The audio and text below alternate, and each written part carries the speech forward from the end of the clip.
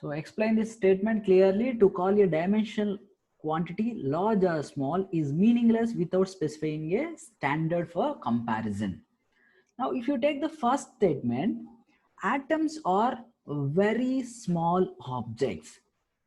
So with respect to size of the object or size of the person, atoms are very small. But if you compare with respect to protons or electrons, size of the atoms are not very small. So here there should be some comparison with, if you compare with respect to some object, okay, or some heavy body, then we can say size of the atoms is very small.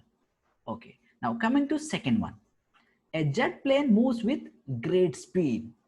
If you compare speed of the jet plane with bike, speed of the bike, so obviously this statement will be correct. But if you compare speed of jet plane with speed of light, speed of light is 3 into 10 power 8 meter per second.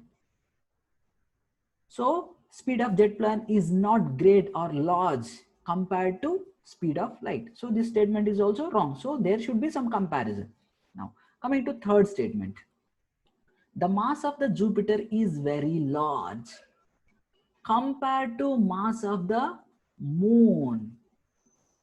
Compared to mass of the moon, mass of the Jupiter is very large. Fine. But if you compare mass of Jupiter with respect to Sun, it is not very large, right? So here also comparison matters. Now fourth one, the air inside this room contains a large number of molecules. Inside the room contains a large number of molecules.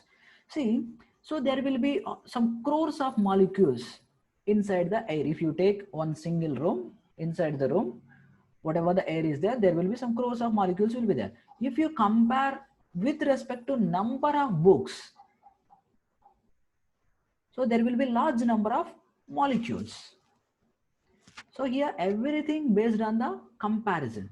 Now fifth one, a proton is much more massive than electron. So obviously this is correct. There is a comparison. So based on the comparison we can decide anything.